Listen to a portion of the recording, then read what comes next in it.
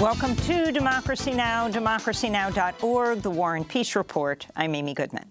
Israel's military launched airstrikes overnight in southern Lebanon and the Gaza Strip after Prime Minister Benjamin Netanyahu promised that Israel's enemies would pay a price for any aggression. The strikes followed rocket attacks on Israel from Gaza and from Lebanon, in the largest such barrage since 2006. 2 Israeli women reportedly sustained minor injuries.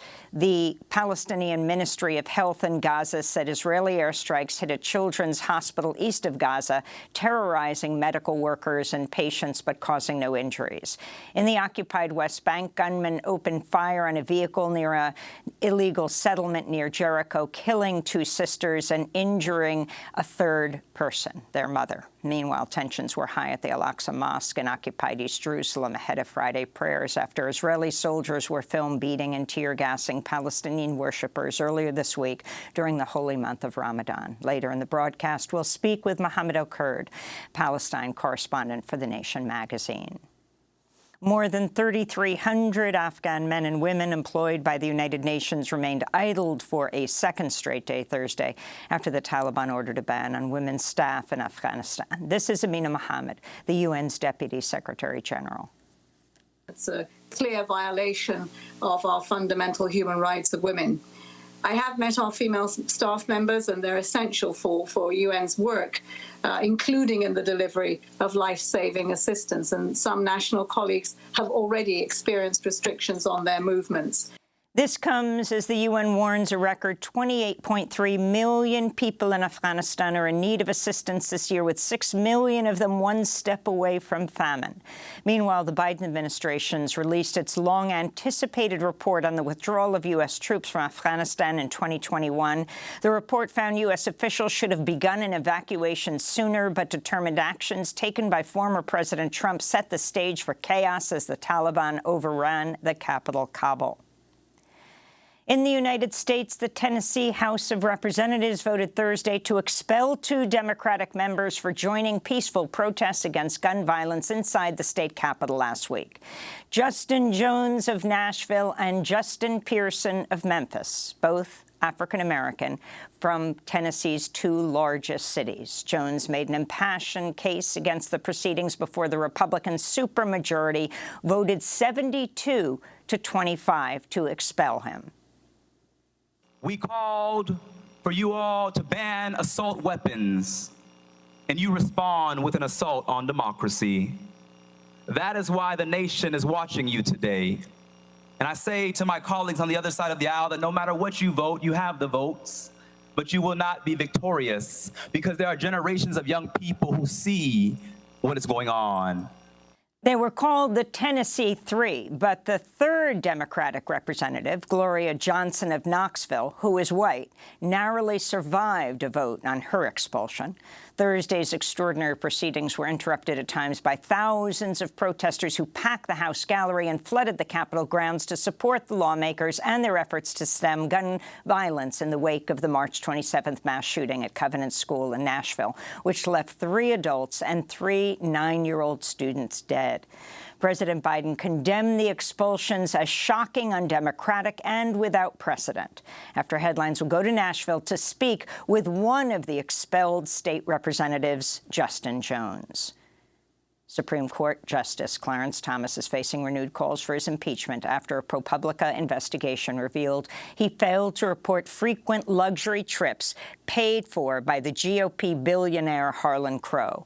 For more than 2 decades, Thomas frequently joined Crow aboard his private yacht jet at his private estates and at Bohemian Grove, an exclusive all-male retreat in California. The junkets likely violate a law passed after Watergate requiring justices and other federal officials to disclose most gifts. New York Congressmember Alexandria Ocasio-Cortez tweeted in response, "This is beyond party or partisanship. This degree of corruption is shocking, almost cartoonish. Thomas must be impeached," she said. Later in the broadcast, we'll speak with Justin Elliott, who co-authored the ProPublica investigation. The Biden administration proposed new regulations under Title IX Thursday to make it illegal for schools to impose blanket bans on transgender students playing on sports teams that align with their gender identity. Schools could, however, still bar transgender students from participating in competitive high school and college sports if deemed necessary to maintain, quote, fairness in competition, unquote, after evaluating the sport, the level of competition, and the grade or education level involved. 20 states currently have blanket bans on trans student athletes. Meanwhile, the Supreme Court ruled Thursday in favor of a 12-year-old transgender girl in West Virginia, allowing her to continue competing on her school's girls' track and cross-country teams while a lawsuit over a state ban proceeds. Idaho Republican Governor Brad Little has signed a bill criminalizing the act of helping someone under the age of 18 obtain an abortion in another state without parental consent. It's the first so-called abortion trafficking law passed in the U.S. and carries penalties of 2 to 5 years in prison. Alexis McGill-Johnson, president of Planned Parenthood Federation of America, said, quote, "The law will isolate young people and put them in danger, including those who are in abusive situations," she said. Meanwhile, in New Mexico, Democratic Governor Michelle Lujan Grisham signed a bill shielding abortion providers from prosecution, disciplinary action, or extradition attempts by other states. A warning to our audience, the following story contains graphic footage and counts of police violence. The Justice Department has opened a federal civil rights probe into the death of Delano Martin, a black 17-year-old who was fatally shot by a U.S. Park police officer in Washington, D.C. last month. The investigation was announced after Tuesday's release of police body cam video showing the March 18th shooting. The video shows officers investigating what they called a suspicious vehicle with Martin sleeping behind the wheel. An officer opens the rear driver's side door of the SUV and issues the command, "Police, don't move." Martin accelerates with an officer in the back seat. The officer then fires multiple times before the SUV crashes into the side of a home. A medical examiner later reported Martin was shot 6 times and died instantly. His mother, Tara Martin, spoke to reporters on Wednesday. I want the officer name released immediately. I want him arrested. I want him to stop getting paid while he murdered my son and still home with his family, not doing no work and getting paid for murder. Sudan's military rulers have once again delayed signing an agreement that would transition the nation from military to civilian rule. Thursday's postponement prompted a new round of protests in the capital, Khartoum, and other cities. The agreement would allow for elections and the formation of a civilian government after over a year of military rule following the October 2021 coup. Security forces fired tear gas at massive crowds as protesters were heard chanting, "No militia can rule a country." Protesters also marked the 4th anniversary of a 2019 sit-in that led to the overthrow of the longtime authoritarian President Omar al-Bashir. For the martyrs who have given their lives for this country, the protest will reach its end, God willing, and we will keep going until we reach a civilian, democratic rule, and without the return of any totalitarian system in Sudan again. Many have criticized the deal for excluding the establishment of a transitional justice system or the implementation of key military reforms. And Oklahoma's Attorney General is asking for the murder conviction of death row prisoner Richard Glossip to be vacated in a decades-long case in which Glossip narrowly escaped execution 3 times.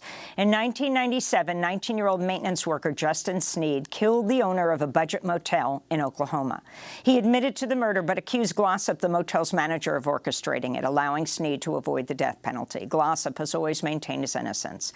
Oklahoma's Attorney General cited evidence in a new report that shows Sneed, who was a heavy drug user at the time of the murder, gave false testimony about his psychiatric condition and the state's failure to turn over key evidence.